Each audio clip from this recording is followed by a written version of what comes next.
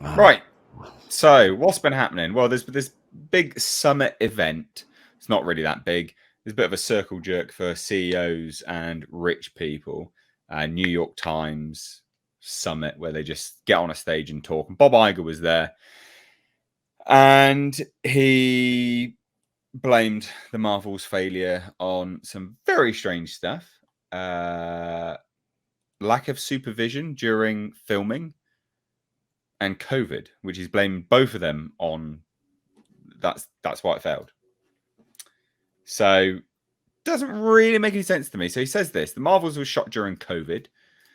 There wasn't as much supervision on the set, so to speak, where we have executives that are really looking over what's being done day after day after day. Now, a few things to take into account there. This was shot 2021, finished in 2022. It was shot in the UK. Nothing changed in the UK for films. Nothing at all. You could just film. People could be there. Executives could be there. So who's he blaming exactly? Who's he blaming? Who's he blaming? What's he blaming? What's going on? Yeah, out of his arsehole. Can I also just point out that if you had done your freaking job in advance and you actually had a filmable script and you had a plan going in, you wouldn't need that kind of detailed supervision. Then you could trust the people assigned to do this to actually do it. But this only goes to show just how incompetent Kevin Feige is as president of production, because this is something that has gone out the way. Like the Kevin Feige way of doing things is, let's just film it as it is and then we fix it in post. Yeah, just fix it in post, do a bit of reshoot. Now suddenly that's an issue. Wasn't Mission Impossible Dead Reckoning shot during COVID? Yeah, there was so many things. COVID was 2-3 years ago. Yeah. It was Home. It was actually pretty funny. It was like Mission Impossible Dead Reckoning. It was partially filmed in Norway, like that big stunt when jumping. That's in Norway. So like that thing which is supposed to be in Austria or something. Most of those stuff like that's in Norway, and it was actually filmed at the hotel where the boss of my wife was getting married that weekend at the hotel. So you have like in their wedding pictures, you have like the guest that just came in and crashed the wedding, Tom Cruise. Brilliant. Brilliant. That's cool. But anyway, keeping us sort of back on topic a little bit here. I mean, this is the blame game. We thought it was going to happen. They threw the director under the bus for a little bit, and now they're trying to blame COVID for some unbeknownst reason. There was another thing he was saying. It was too many sequels. Was another thing too. That's something else entirely. We'll jump onto that as well. Oh, okay. That's very rich of him to say. Yeah, well, again, separate sort of topic we're going to be covering, but it's more specifically this blame game, because at the end of the day, this whole thing about executives, there's a few things to sort of cover with that. Is that you have executives in the UK for Marvel anyway, so and I don't see where the excuse is, because our borders were open. People were coming and going as they pleased anyway. So it's not as if people couldn't come over. It's not as if the government actually implemented any shutdown on media filming, because that was allowed. That was an exempt industry. It was considered to be such a high-end industry, like absolute, we need this. So they just kept that going.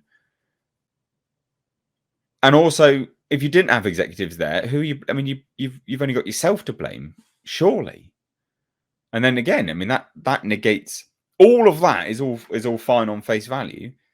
You know, you can rip that apart, but it goes back to what you said as well, which is the main course of all of these things. The main problem with all of these things is that they just don't have good scripts. They never lock a script down.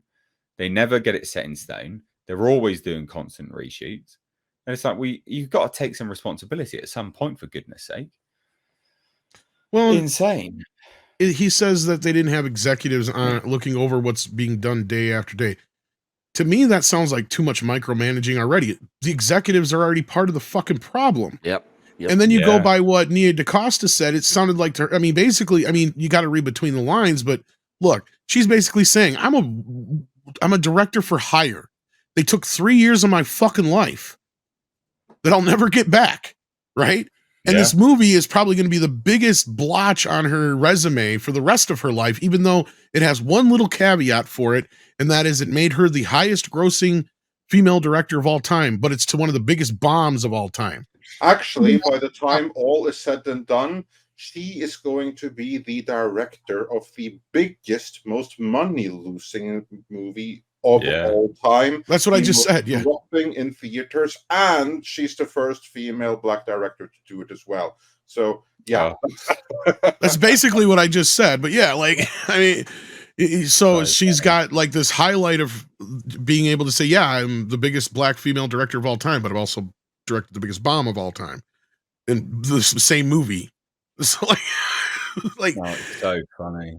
And then you got, to me, it's like if the executives weren't there, then what's the excuse other than you were already vicariously there? Because otherwise, then why didn't they just take control of the situation? Because if they're so creative, look, anytime I've ever heard of a movie where the executives kind of ignore it is when we get some of those gems that come out of Hollywood, right? MASH was one of those movies that the studio was worried about other shit. So they ignored MASH, and MASH got through the system the way it was, because they knew darn well if anybody was paying attention to that movie, they'd have never got it through. Ninja Turtles was a great example. The sequel shows you exactly what happens when the executives get too worried about everything, every little nitpicky thing, right? That's what happens in a lot of these sequels that's when the executives all feel like they got to interject their little 2 cents into this thing. And that's what the Marvel Universe's whole problem is you've got 3 or 4 different people who, and this is things we've heard ourselves, where they all are quote unquote in charge, but they all want different things. Wasn't that the main? That was the main thing they were blaming. Too many executive producers on board for the TV shows, wasn't it? That was the actual reason they gave for the TV shows being terrible. Was we need showrunners, not executive producers. Yes, that was literally their own excuse.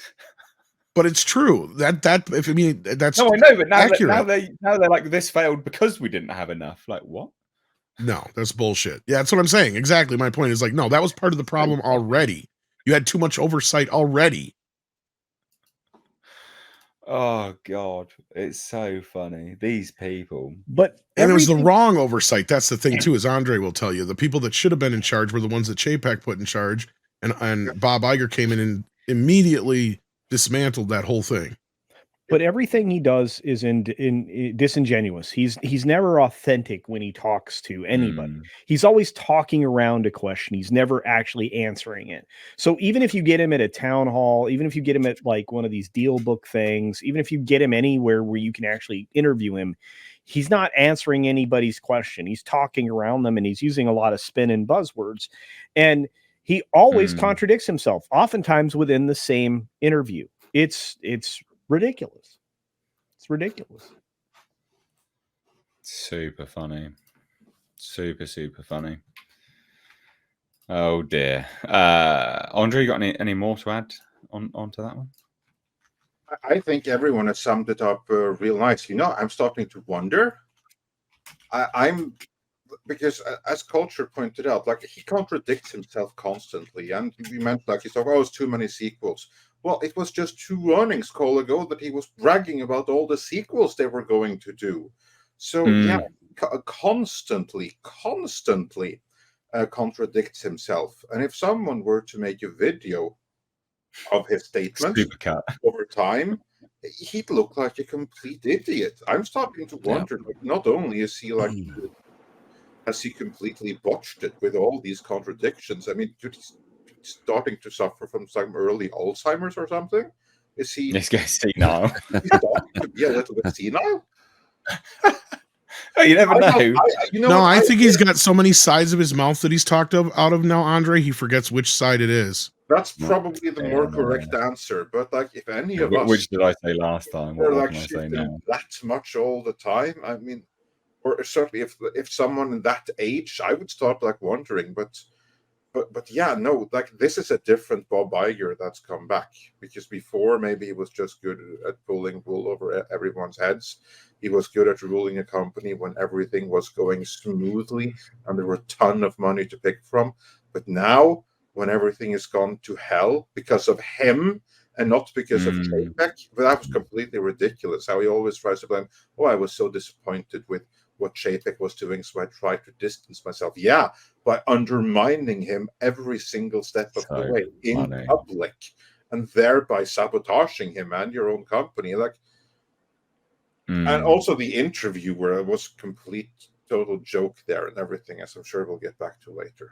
But yeah. Well, no, and here's the thing is, he's the one guy you can point to and say the woke is what destroyed him.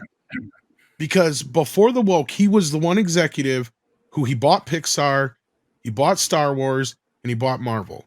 And when it came to Pixar and Marvel, for the longest time until the woke factor, he just let them run as they were. The only thing he really did was he stretched Lasseter a little too far. Because he's like, well, now not only are you going to be heading up Pixar, you're going to be overseeing Disney Animation as well. And in that case, that's where people started getting confused of, well, what's Pixar and what's Disney now? Because Wreck-It Ralph sure feels like a Pixar movie, but it doesn't say Pixar over it. You know what I mean? Like, for example.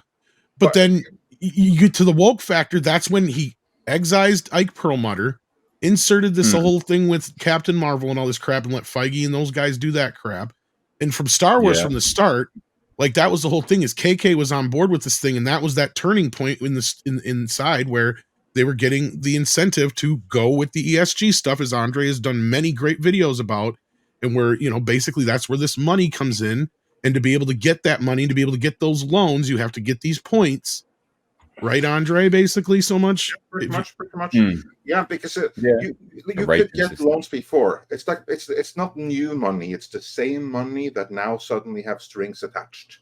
And they needed a lot of money to buy Fox. Yeah.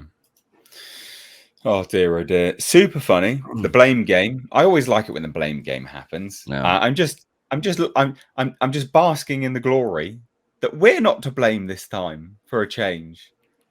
Bunch of misogynists and sexists. Well, I'll give you an example of how what Bob was doing can work. New Line Cinema had the same thing happen to them with Ted Turner. Ted Turner came in and he got involved in the company. He's like, I'm not going to change anything. I'm just going to give you guys more money to keep doing what you're already doing. And that kind of mentality got us to Lord of the Rings. And once Lord of the Rings happened and Warner Brothers saw, oh, New Line Cinema is more than just this little house that Freddie built, that's when they decided to just dissolve it and make it Warner Brothers. And that's now New Line Cinema is nothing more than a label now. And they used to be one of the greatest indie, quote unquote, majors out there. Yeah. I'm sorry. I mean, that's the irony, but that's where Bob fucked up. Yeah, it totally was, because the time went by, it was a huge hit, and then he forgot what made it a hit.